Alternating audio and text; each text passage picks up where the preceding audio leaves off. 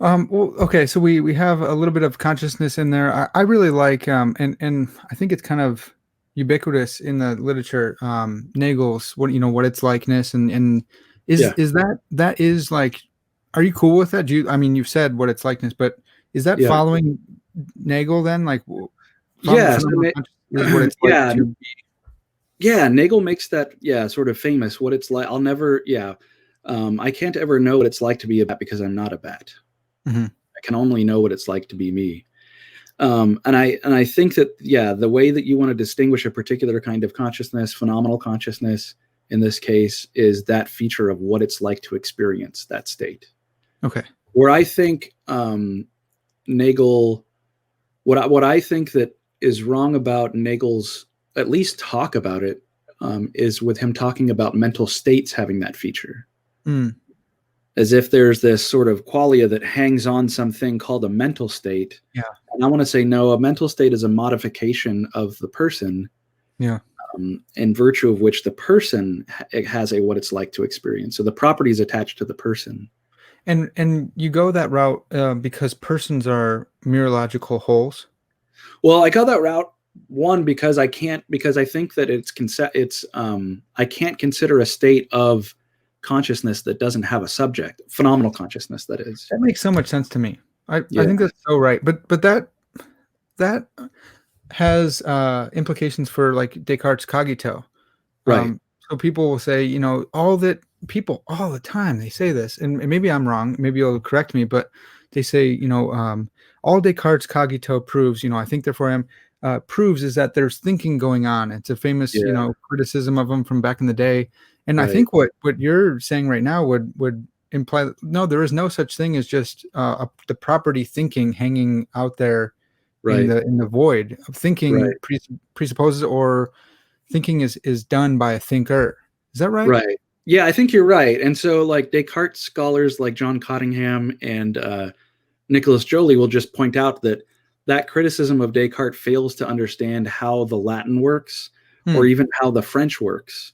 The way that he talks about the kind. So you'll also get this argument too from Christian theologians that Descartes reduces persons to thinking things. Yeah, brains on sticks or whatever they say. Yeah. Right. And they just are unfamiliar with Descartes' work, Hmm. because and also the Latin or the French, because what he counts as thinking includes emotions Hmm. and would include phenomenal consciousness. And then to your question, he thinks require a subject of consciousness. Yeah.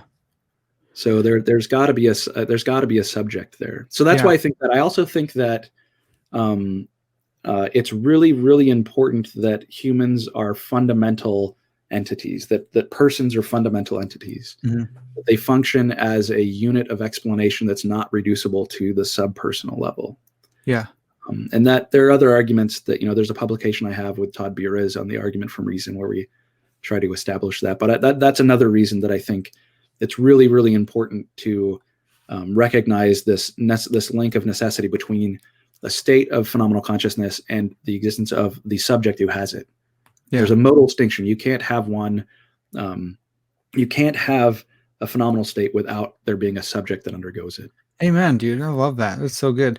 Um, It's the first time I've ever gotten an amen on that. I like it. that's awesome. I wonder. So I talked with philosophical theologian James Anderson on this, and I for the class last semester I read Swinburne's "Are We Bodies or Souls?" and Swinburne uses Descartes, and he soups up his arguments and says, there are thinking is a property, and there are no properties that are like uninstantiated, or properties are had by substances. So from the fact that there is Right. thinking going on, there's a substantial thing that is the thinker. And Anderson said maybe we don't need to go that far. Maybe we just say that there's thinking presupposes a thinker, but maybe doesn't have to go into the metaphysical baggage of substances. Do you have a thought on that? Does this go? I know we'll get into that Yeah. later and stuff. I'm jumping ahead, but Yeah. So, I'm always reluctant to comment on another philosopher's thought or something. I know that's not what you're really asking me to do, but just for clarity, I'd want to say, well, let me talk with Anderson and understand a little bit more of what he means.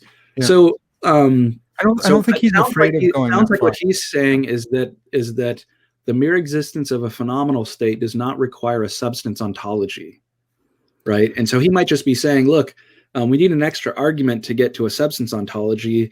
A bundle theory might be enough to account for a phenomenal for a mental state. And Sophie Gibb at Virginia is a dualist who argues, right? She's a substance dualist, but she doesn't hold that. She thinks that what a substance is a bundle of properties, not a sort of substance in the Aristotelian sense. So maybe if he means that, then I think, sure, there's an extra argument that needs to be given there. And I try to give that kind of argument in my chapter on emergence, actually. Okay.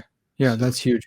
I think he's trying to lower the bar for the argument. So if someone is really, really against, the metaphysical categories there, he's saying, well, no, it's there's at least a subject. So even if you want to try and argue against, you still have to have a subject from the fact of, phenomenal consciousness or thinking going on. Right.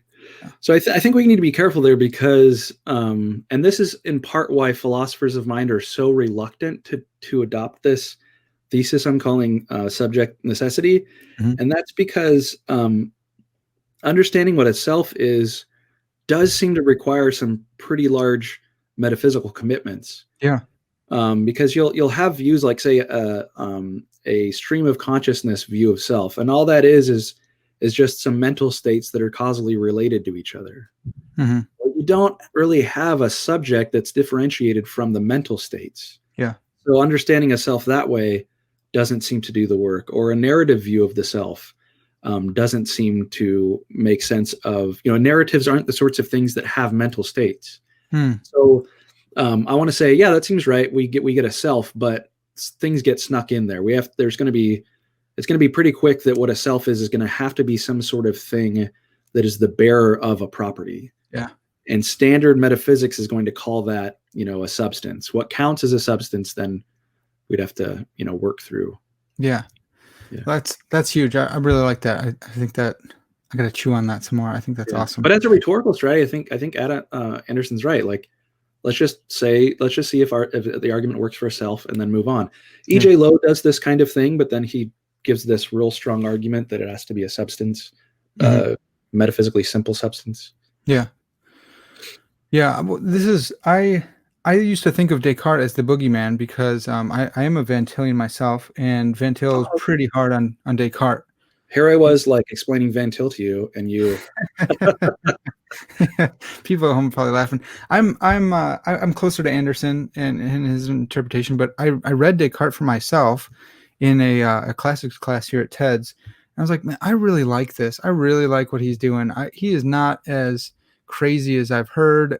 I do not think that he set up the subjective turn the way that, Francis Schaeffer said and stuff like that. And I do appreciate him a lot more.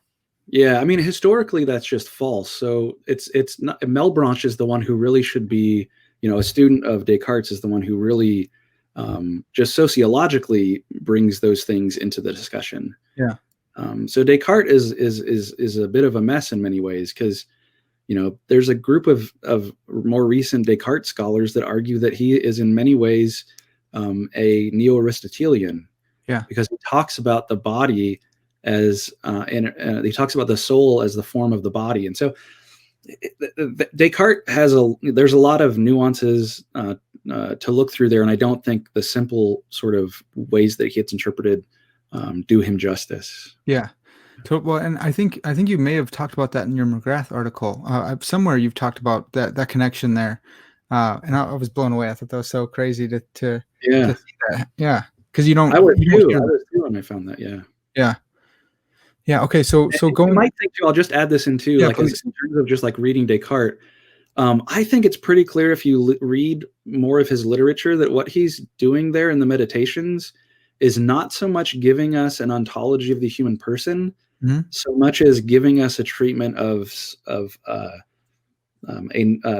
he dedicates the Meditations to the church as a defense of Christianity. Right. his main argument there is to try to give an argument for God's existence and that we can know it. Yeah. And so he just makes an assumption of skepticism. If you read the rest of his work, he doesn't buy skepticism. Mm-hmm. He's not a radical skeptic like that. And he's not like a radical Platonic dualist, right, that most people do. And you might get that just from reading the Meditations, but if you read his fuller body of literature, that's just not the case.